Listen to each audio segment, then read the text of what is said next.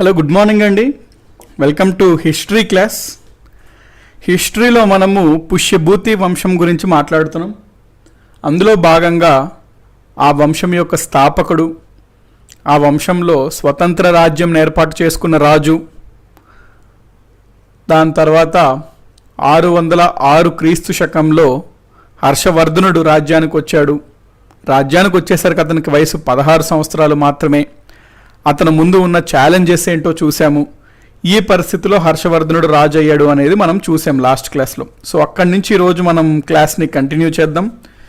అందరూ వచ్చేసినట్లుగా అండి, స్టార్ట్ చేసేద్దాం మన క్లాస్ని. సో ఈరోజు మనం పుష్యభూతి వంశంని మోస్ట్లీ కంప్లీట్ చేసేయడానికి ట్రై చేద్దామండి.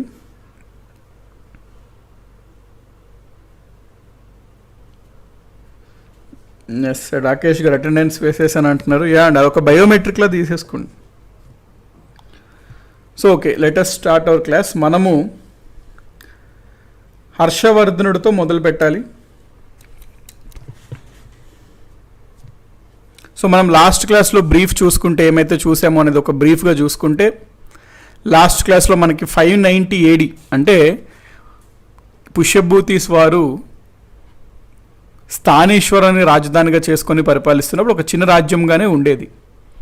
వారితో పాటు అప్పుడు మనకి కనౌజ్ని పరిపాలిస్తున్న మౌఖరీస్ ఉండేవారు, మలిగుప్తులు ఉండేవారు, పాట్లిపుత్రం రాజధానిగా చేసుకొని పరిపాలించేవారు. ఇక్కడ కామరూపం అంటే ప్రజెంట్ అస్సాం కామరూప అంటారు అప్పట్లో వాటిని, దాన్ని పరిపాలిస్తున్న వర్మన్ వంశం వాళ్ళు ఉండేవారు. గుజరాత్ని పరిపాలిస్తున్న మైత్రకాస్ ఉండేవారు. సౌత్ ఇండియాలో వెరీ పవర్ఫుల్ మనకి ఇక్కడ బాదామి చాళుక్యస్ ఉన్నారు. వీరు వెస్టర్న్ చాళుక్యాస్ అని కూడా అంటారు. వీళ్ళు పశ్చిమ చాళుక్యులు, వీళ్ళ రాజధాని బాదామి కాబట్టి బాదామి చాళుక్యాస్ అంటారు. మనం వీళ్ళ గురించి కూడా చూస్తాం తర్వాత. కాబట్టి మనకి 590లో ఈ రకంగా పరిస్థితి ఉందండి. దాని తర్వాత మనము పుష్యభూతి, ప్రభాకర వర్ధనుడు, రాజ్యవర్ధనుడు, హర్షవర్ధనుడు. ఇప్పుడు మనం హర్షవర్ధనుడు రాజ్యానికి వచ్చాడు. సో ఇప్పుడు మనం హర్షవర్ధనుడు రాజ్యానికి వచ్చాడు కాబట్టి ఈయన గురించి మనము మాట్లాడాలండి. ఓకే, హర్షవర్ధనుడు ఏ సంవత్సరంలో రాజ్యానికి వచ్చాడండి? 606 ADలో వచ్చాడనమాట. అందుకని చెప్పి మనం ఆ 606 ADనే హర్షయుగం అని అంటాము. సో గుర్తుపెట్టుకోండి, హర్షవర్ధనుడు 606 ADలో. ప్రభాకర వర్ధన నార్మల్ డెత్ అని అడుగుతున్నారు మనీషా గారు. లాస్ట్ క్లాస్లో మనం చూసామండి ప్రభాకర వర్ధనుడు ఏ విధంగా చనిపోయాడు అని. మనం అంటే నువ్వు సత్య కరెక్ట్ టైం అంటున్నారు. ప్రభాకరవర్ధన నార్మల్ అంటే మనకి లాస్ట్ క్లాస్లో చూసాం. ప్రభాకరవర్ధన నార్మల్గా చనిపోయిన తర్వాత అతని కొడుకులు, అతని భార్య సత్య, అది హిస్టారికల్గా అతను ఎట్లా చనిపోయాడు, ఎవరు చంపారు అనేది పాయింట్ కదండి. తర్వాత గుర్తుపెట్టుకోవాల్సింది ఏంటంటే, మీకు నెక్స్ట్ వచ్చినటువంటి రాజు, ప్రభాకరవర్ధనుడు వచ్చిన తర్వాత రాజు రాజ్యవర్ధనుడిది మాత్రం బ్యాటిల్లో చనిపోయాడు. చంపింది కూడా గౌడ శశాంక. ఆ పాయింట్ స్ట్రెస్ చేసుకోండి. ఎస్, ఇప్పుడు మనకి 606 ADలో హర్షవర్ధనుడు రాజ్యానికి వచ్చాడు. అందుకని చెప్పి ఈ సంవత్సరంని మనము హర్షయుగంగా చెప్పుకుంటాము, హర్ష ఎరాగా చెప్పుకుంటాము. సో ఈ పాయింట్ గుర్తుపెట్టుకోండి. మనకి చరిత్రలో విక్రమ ఎరా, సాకా ఎరా, గుప్తా ఎరా, హర్ష ఎరా ఇవన్నీ ఇంపార్టెంట్ అనమాట. హర్ష ఎరా ఎప్పుడు అంటే 606 AD. మనకి హర్షవర్ధనుడు 606 నుంచి 647 క్రీస్తు శకం వరకు పరిపాలించడం జరిగిందండి. ఈ డేట్ ఇంపార్టెంట్. సో ఈ టైం వరకు ఆయన పరిపాలించాడు. ఇప్పుడు మనకి చూద్దాం, హర్షవర్ధనుడు ఫస్ట్ రాజు అయిన తర్వాత అతను ఏ విధమైన పరిస్థితుల్లో రాజు అయ్యాడు అనేది చూసాం. అతను ముందు ఛాలెంజెస్. సో మొట్టమొదటిగా అతను చేయవలసింది ఏంటి కార్యక్రమం అంటే, తన చెల్లెలైనటువంటి రాజ్యశ్రీ మరి కిడ్నాప్ అయింది కదండి, ఆవిడని కాపాడడం. మరి ఆవిడ్ని కాపాడడం కోసం ఈయన కామరూపాన్ని పరిపాలిస్తున్న వారు ఎవరని చూసుకున్నాం, ఇందుకనే వర్మన్ వంశం వారని చూసుకున్నాం. హర్షవర్ధనుడికి సమకాలికుడు అంటే కాంటెంపరీ కామరూప ప్రాంతాన్ని పరిపాలిస్తున్న రాజు పేరు భాస్కర వర్మన్. సో కామరూప యొక్క రాజు పేరు భాస్కర్ వర్మన్ అనమాట. సో హర్షవర్ధనుడు రాజ్యానికి వచ్చిన తర్వాత మొట్టమొదటిగా చేసిన పని ఏమిటంటే,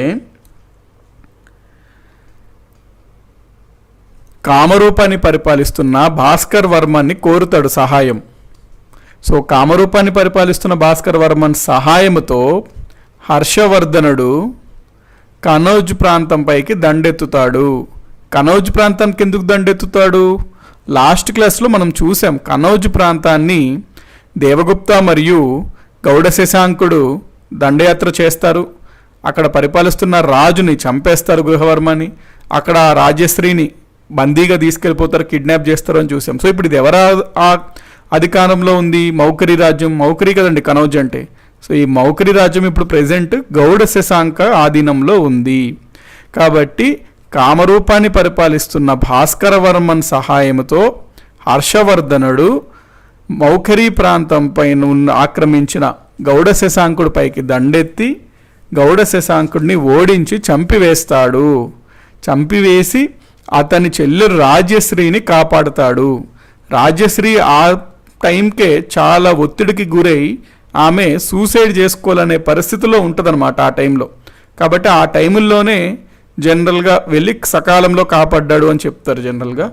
సో ఆవిడ ఇంకా ఆల్మోస్ట్ ఆల్ హోప్స్ వదిలేసి సూసైడ్ చేసుకునే పరిస్థితుల్లో ఉంటున్న సమయంలో హర్షవర్ధనుడు భాస్కరవర్మన్ సహాయంతో మౌఖరి రాజ్యంని ఆక్రమించిన గౌడ శశాంకుడి పైన దండయాత్ర చేసి అతన్ని చంపి అతను చెల్లెల్ని కాపాడుతాడు.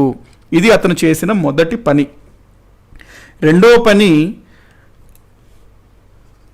హర్షవర్ధనుడు ఏంటి అంటే, ఇతను ముందున్నది అతను చూశాడనమాట ఎంత కఠినంగా ఉంటుంది రాజ్యం, చిన్నగా ఉండి రాజ్యం పవర్ఫుల్గా లేకపోతే దండయాత్రలు చేయడానికి. అందుకనే ఇతను సామ్రాజ్యవాదిగా తయారవుతాడు.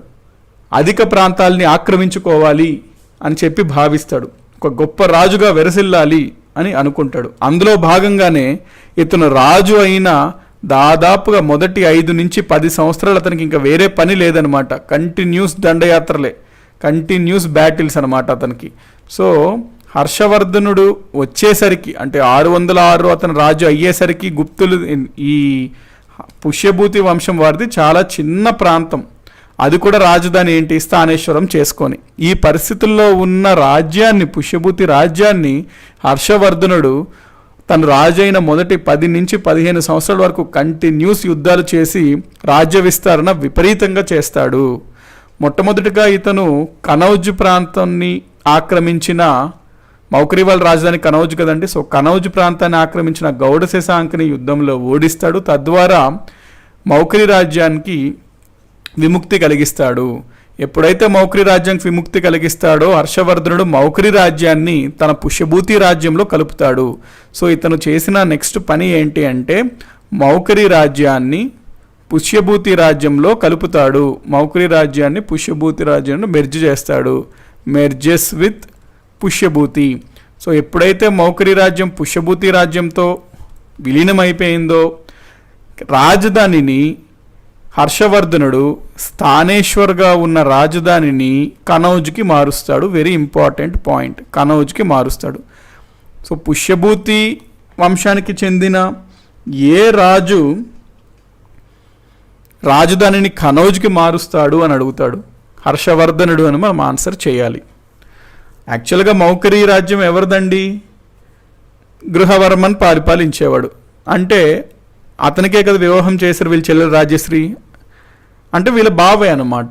కానీ అతను చనిపోయాడు. అందుకని చేత మౌఖరి రాజ్యాన్ని ఇతనే కలిపేసి పుష్యభూతిలో రాజధానిని స్థానేశ్వర్ నుంచి కనౌజ్కి మార్చడం జరుగుతుంది. ఇది అతను చేసిన పనిలో రెండవది. నెక్స్ట్ మూడవది ఏంటి అంటే ఇతను తన యొక్క రాజ్యంని విస్తరణ చేసుకుంటూ వెళ్ళాడు. Expanded his kingdom in all directions. అన్ని దిశలలో తన రాజ్యాన్ని విస్తరించుకుంటూ వెళ్ళాడు అనమాట, యుద్ధాలు చేసుకుంటూ. చాలా గొప్ప రాజు, గొప్ప పరాక్రమశాలి. Expanded his kingdom in all directions. Expanded his kingdom in all directions. ఇక్కడ గౌడ శశాంకుని మౌఖరి రాజ్యంలో దండెత్తి అతన్ని చంపేసిన తర్వాత మరి యాక్చువల్గా ఈ శశాంకుడిది ఏ రాజ్యం అండి? మనం చూసుకున్నట్లయితే గౌడ రాజ్యం. గౌడ రాజ్యం అంటే ఏంటి? బెంగాల్ రాజ్యం అనమాట. బెంగాల్ని అప్పుడు గౌడ రాజ్యం అనేవారు. సో ఈ గౌడ ప్రాంతాన్ని శశాంకుడు పరిపాలించేవాడు. ఎప్పుడైతే శశాంకుడు చనిపోతాడో అప్పుడు హర్షవర్ధనుడు ఆ గౌడ రాజ్యాన్ని కూడా defeated and merged Gauda kingdom కూడా పుష్యభూతి రాజ్యంలో కలిపేసుకుంటాడు. డిఫీటెడ్ అండ్ మెర్జ్డ్ గౌడ దేశ ఆల్సో. వీళ్ళ అన్నైనటువంటి రాజ్యవర్ధన హత్యకి కారణకమైనటువంటి వాడిని శశాంకుడిని చంపి అతని రాజ్యంని కూడా పుష్యభూతి రాజ్యంలో కలిపేసుకుంటాడు. సో ఈ విధంగా మనకు చూసుకున్నట్లయితే గౌడ రాజ్యం వచ్చేసింది, మౌకరి రాజ్యం వచ్చేసింది. నెక్స్ట్ ఇతను దండయాత్ర వేరే రాజ్యాలపైన చేస్తాడు. ఎవరిపైన ముఖ్యంగా చేస్తాడు అంటే ఫస్ట్ కొంత భాగం సౌరాష్ట్ర పైన చేస్తాడు, కొంత భాగం మాల్వా పైన చేస్తాడు, కళింగా పైన చేస్తాడు. భాస్కరవర్మ తర్వాత అంటే భాస్కరవర్మ కామరూపరాజు ఇతనికి సహాయం చేస్తాడు. భాస్కరవర్మని చనిపోయాక నెక్స్ట్ పెద్దగా గొప్ప రాజులు ఉండరు ఈ కామరూపలో. అందుకని చెప్పి కామరూపాన్ని కూడా తన పుష్యభూతి వంశంలో కలిపేసుకుంటాడు. హర్ష యొక్క రాజ్యంలో కలిపేసుకుంటాడు ఈ ప్రాంతాలన్నిటినీ. దీనితో మనకి దాదాపుగా ఎంటైర్ నార్త్ ఇండియా కాస్త ఆ గుజరాత్లో కాస్త ప్రాంతము, కాశ్మీర్ ప్రాంతంలో మినహాయిస్తే దాదాపుగా మొత్తం ఉత్తర భారతదేశం ఎంటైర్ నార్త్ ఇండియా హర్షుడి యొక్క చేతిలోకి వెళ్ళిపోతుంది. Fell in to the hands of Harshavardhana. మనకి గుప్తుల రాజుల్లో గొప్ప రాజుల తర్వాత అంతటి రాజ్యాన్ని విస్తరించి ఆధిపత్యం చెలాయించిన ఏకైక రాజు నెక్స్ట్ వచ్చిన వాళ్ళు ఎవరు అంటే హర్షవర్ధనుడు అని చెప్పాలి. Fell in to the hands of Harsha. So మనకి ఇందాకే చూసాం ఒక మ్యాప్లో 598 ADలో పుష్యభూతి వంశం యొక్క రాజ్యం ఎంత చిన్నగా ఉండేదో స్థానేశ్వర రాజ్యం రాజధానిగా. హర్షవర్ధనుడు వచ్చాక చాలా కొద్ది సమయంలోనే మీరు చూసినట్లయితే రాజ్యాన్ని విపరీతంగా విస్తరించాడు. ఇది మనకి 590 ADలో పరిస్థితి అండి. ఒక చిన్న రాజ్యంగా ఉన్న పుష్యభూతి రాజ్యం అతి తక్కువ సమయంలో హర్షవర్ధనుడు వచ్చాక దాదాపుగా మొత్తం కాశ్మీర్ని మినహాయిస్తే నార్త్ ఇండియా అంతా హర్షుడి యొక్క ఆధీనంలోకి వచ్చేస్తుంది. Entire north India fell in to the hands of Harshavardhana. మొత్తం ఉత్తర భారతదేశం హర్షుడి యొక్క చేతిలోకి వెళ్ళిపోయింది కాబట్టి హర్షుడి యొక్క నెక్స్ట్ ఫోకస్ ఏంటి అంటే దక్షిణ భారతదేశం, south India. Next south India అనమాట అతని యొక్క టార్గెట్. సౌత్ ఇండియాలో మనం చూసుకున్నట్లయితే ముఖ్యంగా ఇక్కడ పరిపాలిస్తున్న రాజు ఎవరు అంటే వెస్టర్న్ చాళుక్యాస్, పశ్చిమీ చాళుక్యులు. వీళ్ళ యొక్క రాజధాని బాదామి, అందుకని వీరినే మనము బాదామి చాళుక్యులు అని కూడా అంటాము. హర్షకి సమకాలికంగా కాంటెంపరీగా వెస్టర్న్ చాళుక్యాస్ని పరిపాలిస్తున్న రాజు పేరు పులకేశిన్ II. పులకేశిన్ II చాలా గొప్ప రాజు. ఇప్పుడు మనకి హర్షవర్ధనుడికి పులకేశి IIకి మధ్యన కొన్ని డిఫరెన్సెస్ వస్తాయి. మాలవా ప్రాంతం ఉంటుంది, మాలవా ప్రాంతం నాదని పులకేశిన్ II చెప్పుకుంటాడు, నాదని హర్షవర్ధనుడు చెప్పుకుంటాడు. దాంతో వీళ్ళిద్దరి మధ్యన యుద్ధం అనేది అనివార్యమయ్యింది. సో ఎప్పుడైతే హర్షవర్ధనుడికి పులకేశిన్ IIకి యుద్ధం అనివార్యమైందో ఇద్దరు ఒక యుద్ధం చేసుకోవడానికి స్పాట్ని కూడా ఫిక్స్ చేసుకున్నారు. అదే నర్మదా నది ఒడ్డున ఫిక్స్ చేసుకున్నారనమాట. సో నర్మదా నది ఒడ్డున పులకేశిన్ IIకి మరియు హర్షవర్ధనుడికి యుద్ధం అవుతుంది. ఈ యుద్ధంలో పులకేశిన్ II గెలుస్తాడు, హర్షవర్ధనుడు ఓడిపోతాడు. దానితో వీళ్ళిద్దరూ ఒక సంధి చేసుకుంటారు, అగ్రిమెంట్. ఆ సంధి అగ్రిమెంట్ ప్రకారం మనకి నర్మదా నది అనేది వీళ్ళిద్దరు రాజ్యాలకి బార్డర్గా పెట్టుకున్నారు. సో నర్మదా రివర్ అనేది వీళ్ళ ఇద్దరి యొక్క రాజ్యాలకి ఒక సరిహద్దుగా బార్డర్గా నిర్ణయించుకున్నారు. ఈ యుద్ధం ఏ సంవత్సరంలో జరిగింది అంటే దాదాపుగా 2016 వరకు మనము 612 ADలో జరిగింది అనుకునేవాళ్ళం. ప్రముఖమైన చరిత్రకారుడైనటువంటి నీలకంఠ శాస్త్రి 612 AD అని చెప్పడం జరిగింది. కానీ మీకు ఒకవేళ మీరు అబ్జర్వ్ చేసుకున్నట్లయితే 2016లో చాలా న్యూస్ పేపర్స్లో, ముఖ్యంగా హిందూ న్యూస్ పేపర్లో ఒక 2-3 days కంటిన్యూస్గా ఆర్టికల్స్ వచ్చేవన్నమాట. ఒక చరిత్రకారులు రీసెర్చ్ చేసి వాళ్ళు కనుగొన్నది ఏంటంటే చాలా పరిశోధనలు చేసి యుద్ధం అనేది 618 ADలో జరిగింది అని కనుగొన్నారు. కాబట్టి ఈ డేట్ పైన జనరల్గా అయితే అడగడండి, ఎందుకంటే ఇది చరిత్రకారుల మధ్యనే స్పష్టత లేదు. కాబట్టి డేట్ మీకు జస్ట్ ఒక రెఫరెన్స్ లాగా గుర్తుపెట్టుకోండి. 612 అని ముందు అనుకునేవారు, కానీ ఒక రీసెర్చ్ టీం వాళ్ళు రీసెర్చ్ చేసి 618గా చెప్పడం జరిగింది. ఈ యుద్ధంలో హర్షవర్ధనుడు ఓడిపోయాడు. అంటే అంత గొప్ప సామ్రాజ్యవాది అయిన హర్షవర్ధనుడికి ఛాలెంజ్ వేసిన రాజు ఎవరు అంటే పులకేశిన్ II. మనకి ఈ యుద్ధం గురించి 2 ఆధారాలు ఉన్నాయి. ఆ 2 ఆధారాలు ఏంటి అంటే హర్ష వైపు నుంచి ఒక ఆధారం ఉంది, పులకేశిన్ II వైపు నుంచి ఇంకొక ఆధారం ఉంది. దాని గురించి ఇప్పుడు మనం చూద్దాం. ఆధారాల ప్రకారంగా యుద్ధం గురించి మనం చూసుకున్నట్లయితే ఫస్ట్ మనకు కావాల్సిన బ్యాక్గ్రౌండ్ ఏంటంటే దీనికి హర్షవర్ధనుడు ఉన్నాడు కదండి. హర్షవర్ధనుడి యొక్క ఆస్థానంలో ఒక కవి ఉంటాడనమాట. చాలా చాలా చాలా ప్రఖ్యాతిగాంచిన కవి బాణభట్ట. బాణుడు అంటాం, బాణ. ఈ బాణ అనే కవి హర్షవర్ధన ఆస్థానంలో ఉంటాడు. ఇతను ఒక గ్రంథం రచిస్తాడు. ఆ గ్రంథం పేరే హర్ష చరిత్ర. వెరీ వెరీ ఇంపార్టెంట్ అనమాట హర్ష చరిత్ర. ఇది చాలా చాలా బ్యూటిఫుల్గా ఉంటుంది అంటారండి ఈ గ్రంథం. అంటే సంస్కృతంలో రాయడం జరిగింది, కావ్య రూపంలో రాయడం జరిగింది, హర్షవర్ధనుడు పొగుడుతూ రాయడం జరిగింది. హర్షుడి యొక్క బయోగ్రఫీ ఇది చాలా ఫేమస్ అనమాట. మీరు రీసెంట్గా వచ్చిన మణికర్ణిక మూవీ చూసుకున్నట్లయితే, మణికర్ణిక బేస్డ్ ఆన్ ఝాన్సీ లక్ష్మీబాయి వచ్చింది కదండి, కంగనా రనౌత్ మూవీ. మణికర్ణిక మూవీ మీరు చూసుకున్నట్లయితే అందులో ఆవిడ వివాహం జరిగిన తర్వాత ఆవిడకి ఎప్పుడో కోరికైనటువంటి బాణుడు రచించిన హర్ష చరిత్ర బుక్ గురించి ప్రస్తావిస్తుంది. అది ఎక్కడా దొరకట్లేదు అని ఆవిడ చెప్తుంది. అయితే వివాహం అయిపోయాక తన యొక్క భర్త తనకి సర్ప్రైజ్గా ఈ బుక్ ఇస్తాడనమాట. అది క్లియర్గా చూపిస్తుంటాడు మనకు ఆ మూవీలో. సో ఆ మూవీ చూస్తే మీకు ఈజీగా ఈ బుక్ యొక్క గొప్పదనం అర్థమవుతుంది. సో బాణుడు హర్ష చరిత్రం రాస్తాడు. హర్ష చరిత్రంలో బాణుడు ఏం రాస్తాడు అంటే పులకేశిన్ IIకి మరియు హర్షవర్ధనుడికి యుద్ధం జరుగుతుంది. ఆ యుద్ధము ఇద్దరూ స్పష్టంగా ఎవరూ గెలవలేదు, ఇద్దరూ వీరోచితంగా పోరాడారు. దానితో యుద్ధంలో ఎవరూ క్లియర్ కట్ గెలుపు రాకపోవడంతో ఇద్దరు సంధి చేసుకొని నర్మదా నదిని సరిహద్దుగా పెట్టుకున్నారు అని చెప్తాడు హర్ష చరిత్రలో బాణుడు. మనకి ఇంకొక ఆధారం ఏంటి అంటే పులకేశిన్ II ఉంటాడు కదండి. ఈ పులకేశిన్ II యొక్క ఆస్థానంలో ఒక కవి ఉంటాడు. అతని పేరు రవికీర్తి. రవికీర్తి ఈ రవికీర్తి అనే అతను ఒక శాసనం ఇస్తాడు. ఐహోల్ శాసనం అని అంటాము ఆ శాసనంని. ఐహోల్ ఇన్స్క్రిప్షన్.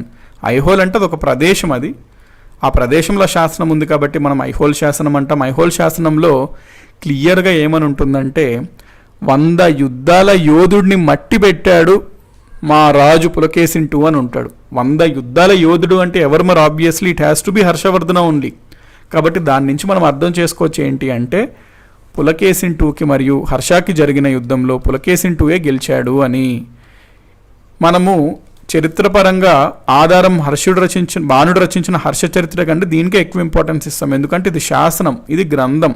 గ్రంథంలో వాళ్ళ రాజుల గురించి గొప్పగా చెప్పుకుంటారు ఎక్కడన్నా సరే. కాబట్టి ఇందులో క్లియర్ కట్గా ఓడిపోయాడు అంటే బాగోదు. కాబట్టి ఈ విధంగా చెప్పాడు బాణుడు. సో మనకు ఐహోల్ శాసనంనే మనము చరిత్రలో ఆధారంగా పరిగణంలో తీసుకుంటాము. పులకేశిన్ II ఓడిపోయాడు అని మనం చెప్తాం. పులకేశిన్ II గెలిచాడు, హర్షుడు ఓడిపోయాడు అని మనం చెప్తాము.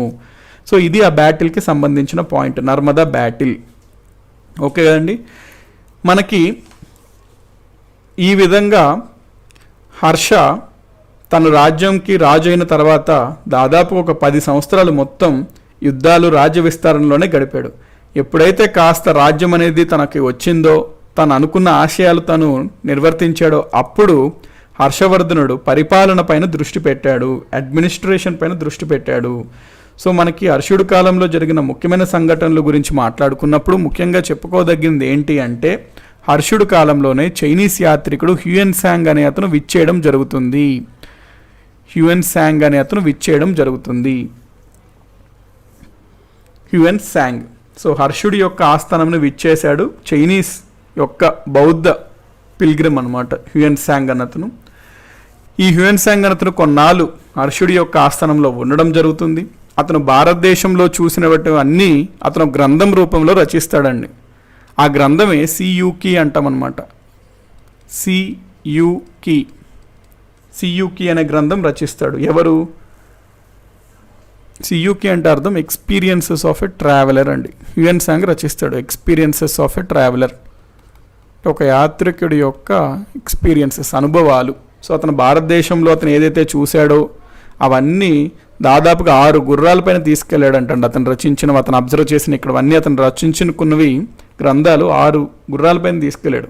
సో మనకి కూడా చరిత్రపరంగా ముఖ్యంగా మనకి సియుకి అనే గ్రంథం ఎంతో ఉపయోగపడింది చరిత్రకారులకి చరిత్రను నిర్మించడానికి కూడా. ఇది ఒక పాయింట్ గుర్తుపెట్టుకోవాలి. హ్యూయన్ సాంగ్ అనే అతను హర్షుడి కాలంలో భారతదేశానికి విచ్చేయడం జరిగినది. అయితే ఒరిజినల్గా హర్షవర్ధనుడు హిందూ మతానికి చెందినవాడు. కానీ యుయన్సాంగ్ యొక్క ప్రభావంతో హర్షవర్ధనుడు బౌద్ధ మతంని బుద్ధిజంని స్వీకరిస్తాడు. బౌద్ధ మతాన్ని స్వీకరించడమే కాకుండా చాలా బౌద్ధ మతం వ్యాప్తి కోసం చాలా ప్రయత్నాలు చేస్తాడు, చాలా కృషి చేస్తాడు. ముఖ్యంగా చెప్పాలి అంటే ఇతను బుద్ధిజంలో కూడా మహాయాన బౌద్ధం గురించి ఇతను వ్యాప్తి చేయడానికి కోసం చాలా కృషి చేస్తాడు. సో మనకి బౌద్ధ మతంకి సంబంధించి చాలా ప్రేరేపణ ఇచ్చిన రాజులు, ముఖ్యంగా మనం ఫస్ట్ రాజు ఎవరని చెప్తాము? అశోకుడని చెప్తాము. ఏ విధంగా అశోకుడైతే బౌద్ధ మతం వ్యాప్తికి చాలా కృషి చేశాడో, అశోకుడు తర్వాత బౌద్ధ మతానికి అంత సేవ అందించిన రాజు ఎవరు అంటే మనము కనిష్కుడు అని చదివాము. అందుచేత మనం కనిష్కుడిని ఏమన్నాము? సెకండ్ అశోక అని చెప్పుకున్నాము కనిష్కుడిని. సో కనిష్కుడు తర్వాత బౌద్ధ మతానికి వ్యాప్తి కోసం అంత పాటుపడిన రాజు ఎవరు అంటే హర్షవర్ధనుడు. అందుచేతనే మనము హర్షవర్ధనుడిని 3వ అశోక అని కూడా చెప్తాము, థర్డ్ అశోక. సో ప్రశ్న అడుగుతాడు ఎగ్జామ్స్లో, 3వ అశోకుడిని ఎవరుగా మనం ప్రస్తావిస్తాము అంటే హర్షవర్ధనుడిని ప్రస్తావిస్తాము. కాబట్టి మనకి థర్డ్ అశోక అంటాం, ఎందుకంటే హర్షవర్ధనుడు కూడా బౌద్ధ మతం వ్యాప్తి చేయడానికి కోసం చాలా కృషి చేశాడు. యుయన్సాంగ్ యొక్క కోరిక మేరకు ఈయన అప్పుడు ప్రయాగ్ అనే ప్రాంతంలోని, అంటే ప్రయాగ్ అంటే ప్రస్తుతం అలహాబాద్ అండి, ప్రయాగ్ అనే ప్రాంతంలోని ఒక మతపరమైన సమావేశాలు ఏర్పాటు చేసేవాడు. వాటితో పాటు బౌద్ధ మతానికి సంబంధించి కూడా సమావేశాలు ఏర్పాటు చేసేవాడు. వాటినే మనము సంగీతీస్ అంటాం అన్నమాట.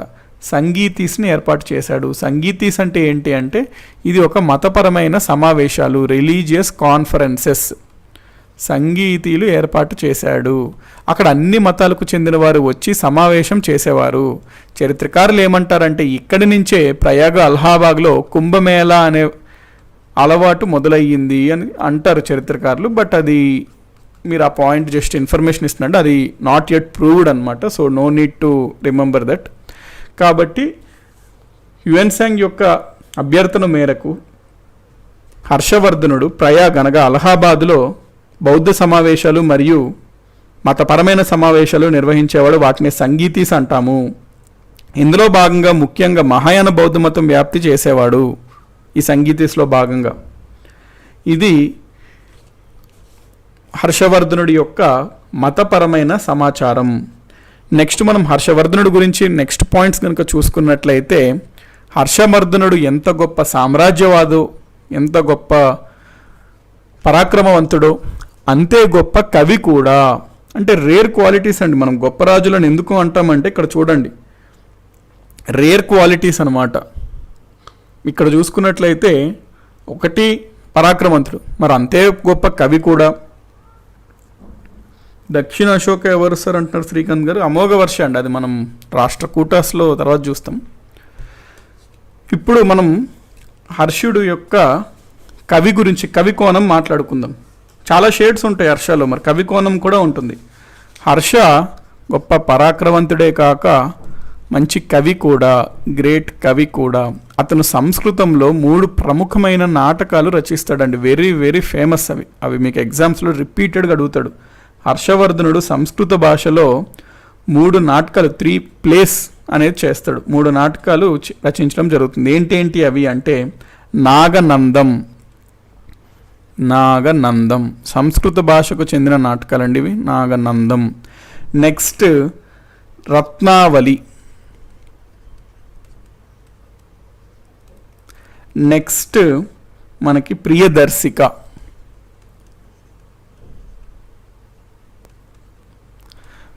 హర్షవర్ధనుడు 3 సంస్కృతంలో నాటకాలు రాస్తాడు. ఈ 3 అనమాట. నెక్స్ట్ మనకి సాహిత్యం పరంగా చూసుకున్నప్పుడు ఇందాక ఏమనుకున్నాము, హర్షుడి యొక్క ఆస్థానంలో బాణుడు అనే గొప్ప కవి ఉన్నాడు అనుకున్నాం కదండి. సో బాణా గురించి మనం మాట్లాడుకున్నట్లయితే ఇతను రచించిన రచనలు కూడా వెరీ వెరీ ఇంపార్టెంట్. అందులో ఆల్రెడీ మనం హర్ష చరిత్ర చూసాము. హర్ష చరిత్రతో పాటు బాణుడి యొక్క ముఖ్యమైన రచనలు ఏవి అంటే పార్వతీ పరిణయం.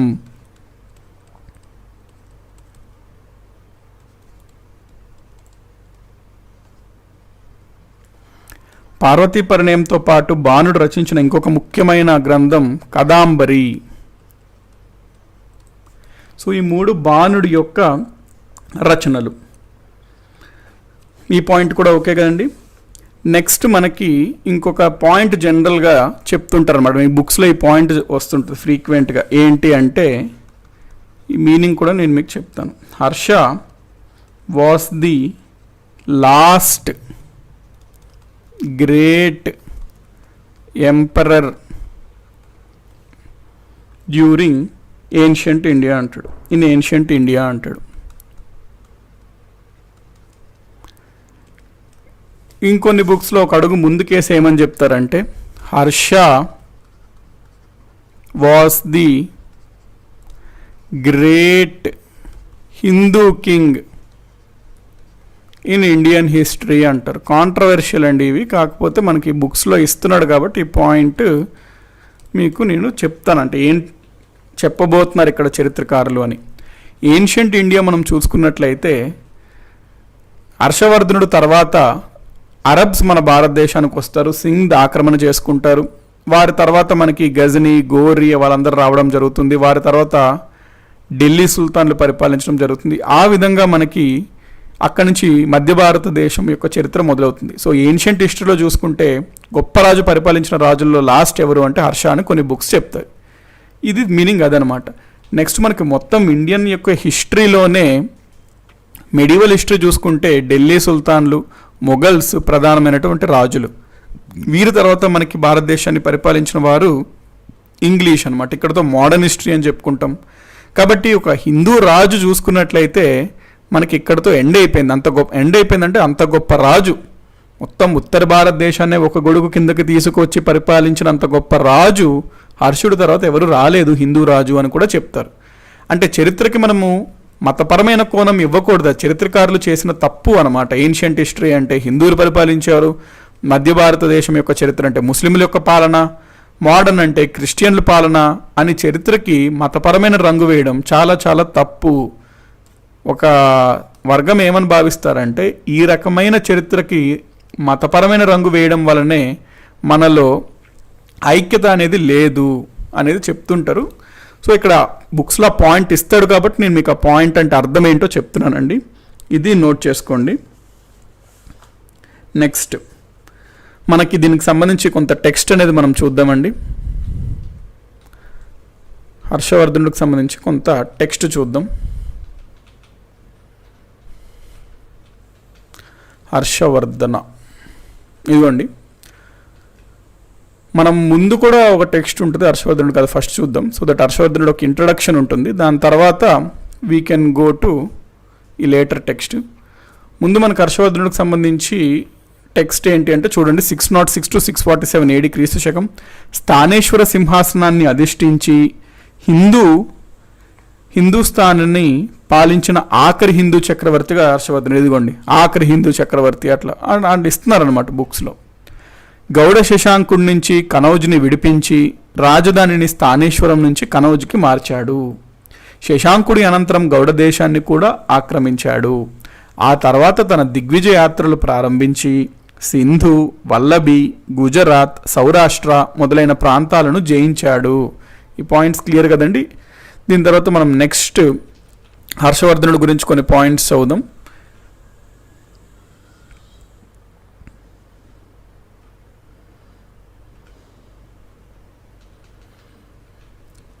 హర్షవర్ధనుడి యొక్క సాహిత్యంకి సంబంధించి కూడా ఇంపార్టెంట్ అండి. ఇప్పుడు చూడండి, ఇక్కడ లత, మాల్వా ప్రాంతాలపై ఆధిపత్యం విషయంలో హర్షుడికి మరియు బాదామి చాళుక్యరాజు రెండో పులకేశితో ఘర్షణ అనివార్యమయ్యింది. హర్షుడు పులకేశితో యుద్ధానికి చేసిన సన్నాహాల గురించి బాణభట్టుడు తన రచనల్లో వివరించాడు. వీరి మధ్య జరిగిన యుద్ధం గురించి ప్రస్తావన రెండో పులకేశి చెందిన ఐహోల్ ప్రశస్తిలో కనిపిస్తుంది. ఈ యుద్ధంలో హర్షుడు విజయం సందిగ్ధకరం అని భావించాలి, కానీ పులకేశి వారసులు యుద్ధంలో పులకేశి విజయం సాధించినట్లు పేర్కొంటారు.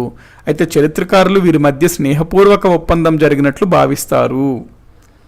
షేక్ షారుఖ్ గారు అంటున్నారు ఇతనితో ఎండ్ అయిపోయిందా సార్ అని. అవునండి, మనకి దాదాపుగా పుష్యభూతి వంశంలో పరిపాలించిన హర్షవర్ధనుడు 647వ సంవత్సరంలో చనిపోవడం జరుగుతుంది. ఆ చనిపోయిన తర్వాత మనకి తర్వాత రాజులు వస్తారు, కానీ వాళ్ళు ఆల్మోస్ట్ అంటే వెరీ లెస్ అండ్ పవర్ఫుల్. కాబట్టి దాదాపుగా పుష్యభూతి వంశం ఎండ్ అయిపోతూ వస్తుంటుంది అనమాట. సో హర్షవర్ధనుడితో పుష్యభూతి వంశం అంతమవుయింది అని మనం భావించవచ్చు. నెక్స్ట్, హర్షుడు సాధించిన సైనిక విజయాల సమాచారం అతడు జారీ చేసిన వివిధ శాసనాల ద్వారా లభిస్తుంది. ఇది కూడా ఇంపార్టెంట్ అండి. హర్షుడు జారీ చేసిన శాసనాలు ఏవి అని ఎగ్జామ్స్లో అడుగుతాడనమాట. హర్షుడు జారీ చేసిన శాసనాల గురించి మనం చెప్పుకున్నప్పుడు ముఖ్యంగా చెప్పుకోవాలి 3 శాసనాలు. 1 బన్సీకేరా శాసనం, 2 మధుబన్ శాసనం, 3 సోనేపట్ శాసనం. ఈ 3 శాసనాలు హర్షుడు జారీ చేశాడు. ఎగ్జామ్స్లో వీటిపైన కూడా అడగచ్చు. హర్షుడు మరణించే నాటికి ఇతడి రాజ్యంలో కాశ్మీర్ తప్ప మిగిలిన ఉత్తర భారతదేశం అంతా ప్రత్యక్షంగానో పరోక్షంగానో అంతర్భాగంగా ఉండేది. అందుకే హర్షుడిని ఉత్తర భారతదేశాన్ని పాలించిన చివరి గొప్ప హిందూ రాజుగా పరిగణిస్తారు. సో ఈ పాయింట్ ఓకే కదండి. దీంతో మనకి యాక్చువల్లీ ఇంకా ఉంటుందండి, పుష్యభూతి వంశానికి చెందిన సాహిత్యం ఉంటుంది. వాటిలో సమ్వన్ ఎవరు మనకి ఓయి మహి గారు చెప్తున్నారు ఏమని, నలంద యూనివర్సిటీ. ఆ పాయింట్స్ అన్ని మనం చూస్తామండి, సాహిత్యం ఆ పాయింట్స్లో చూస్తాము. మీరు అన్నట్టు నలంద యూనివర్సిటీని కూడా బాగా ప్యాటర్నైజ్ చేస్తాడనమాట, బాగా ప్రోత్సహిస్తాడు. ఎవరు అంటే హర్షవర్ధనుడు. నలంద యూనివర్సిటీలో అప్పుడులో మనకి 15,000 మంది స్టూడెంట్స్ ఉండేవారు. 15,000కు గాను 1000 మంది టీచర్లు ఉండేవారండి. అంటే 15 స్టూడెంట్స్కి ఒక టీచర్ ఉండేవారు అనమాట. అంటే చూడండి ఎంత గొప్పగా వాళ్ళ యొక్క ప్లానింగ్ ఉండేదో. సో ఆ విధంగా నలంద యూనివర్సిటీని కూడా బాగా ప్యాటర్నైజ్ చేస్తాడు అని హర్షపాండ్. ఇంకా హర్షకు సంబంధించి కొన్ని పాయింట్స్ ఉంటాయి. దాంతోపాటు పుష్యభూతి వంశానికి చెంది సాహిత్యానికి చెందిన ఇంకొన్ని పాయింట్స్ ఉంటాయి. అవన్నీ మనం చూడాల్సి ఉంటుందండి. అవన్నీ మనం ఇంకొక క్లాస్ మనం చూసుకున్నట్లయితే ఒక 10 minutes పడుతుంది పుష్యభూతి వంశం. అది కంప్లీట్ చేశాక నెక్స్ట్ మనము బాదామి చాళుక్యుల గురించి వెళ్తాము. అక్కడ సుజాత ఎర్ర గారు అడుగుతున్నట్లు పులకేషిన్ 2 గురించి అక్కడ ప్రస్తావించుకుంటామండి. మనం క్లియర్గా చూస్తాం పులకేషిన్ 2 గురించి, కాకపోతే అక్కడ మనం ప్రస్తావించుకుంటాము పులకేషిన్ 2 గురించి. వీరి భాష సంస్కృతం అండి, విన్నీ గారు.